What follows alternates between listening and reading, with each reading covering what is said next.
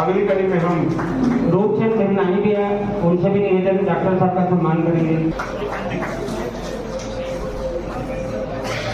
हमारे भी महाराज स्वामी महाराज जी आशीष शर्मा जी भी आए हैं, उनसे भी निवेदन है। आइए हम आज का यह इस बात की खुशी है, पूज्य सिंधी पंचायत के आग्रह पे और हम सबकी चर्चा के बाद ये तय हुआ जो माननीय नरेंद्र मोदी जी की मन की बात सिंधु भवन में समाज के वरिष्ठ लोगों के साथ बैठकर हम उसको सुनेंगे, उनसे प्रेरणा लेंगे और आज समाज के सभी बंधुओं को मैं धन्यवाद दूंगा। इतने व्यस्तता के बाद, दीपावली के त्यौहार की तैयारी के बाद, व्यापार बिजनेस में व्यस्त रहने के बाद इतनी बड़ी संख्या में इतने वरिष्ठ लोग सिंधु पंचायत के लोग आए हैं।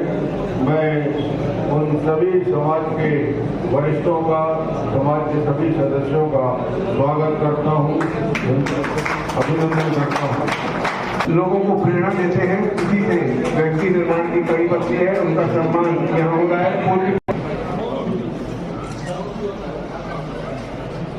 गुरु नानक शाह दरबार से पवन घनशाणी जी आए हैं, उनसे निवेदन। नानक शाह दरबार गली नंबर 6 से श्री दुर्गा मंदिर समिति की तरफ से मैं निवेदन करूंगा। पंडित आशीष शर्मा जी यहाँ उपस्थित हैं।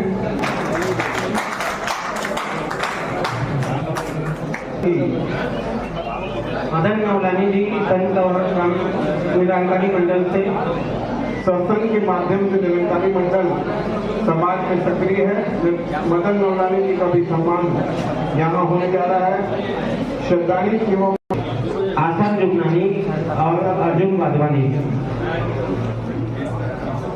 बढ़ते कदम से भाई राजा बाकी उपलब्ध होती है। आप सभी भली भांति जानते हैं, उनका सम्मान हम करने जा रहे हैं। श्री रूपचंद को जागृत करने का काम भाई कौशल शर्मा, कमल गंगवा, ज्योति भाभी जी,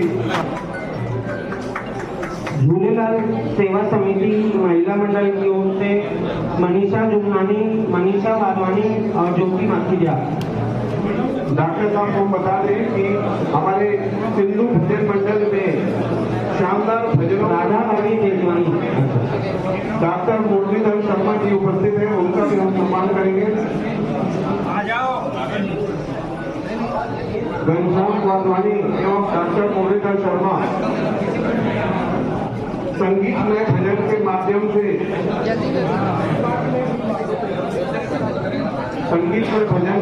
से लोगों में जागृति लाने वाले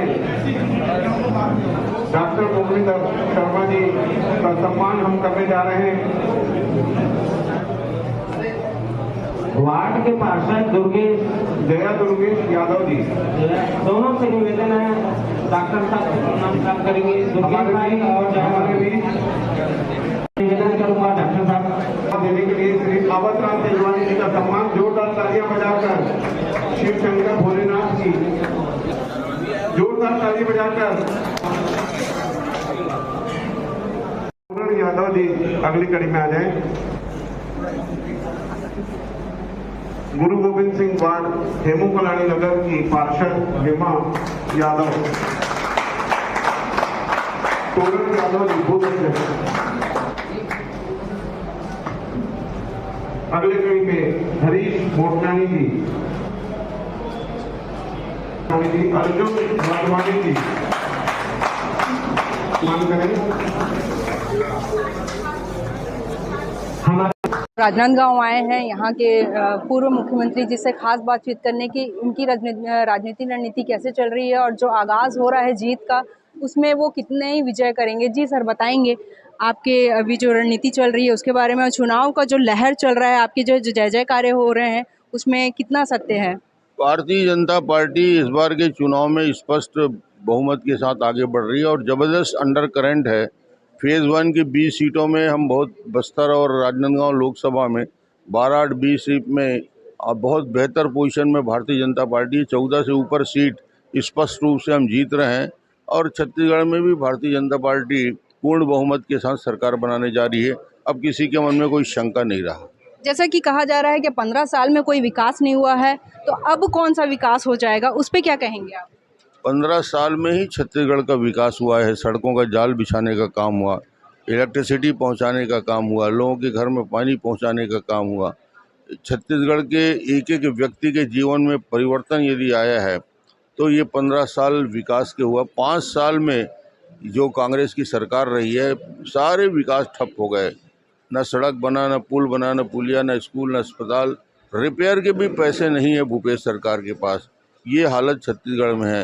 इसलिए जनता के मन में आक्रोश है और सबके मन में ये बात ललक है कि परिवर्तन होगा छत्तीसगढ़ में और भारतीय जनता पार्टी की सरकार बनेगी। जैसा कि अभी सीएम जी ने घोषणा की है किसानों की कर्जा माफ़ी की, वो आखिरी टाइम पे की है, उसका प्रभाव इस चुनाव में कितना पड़ेगा?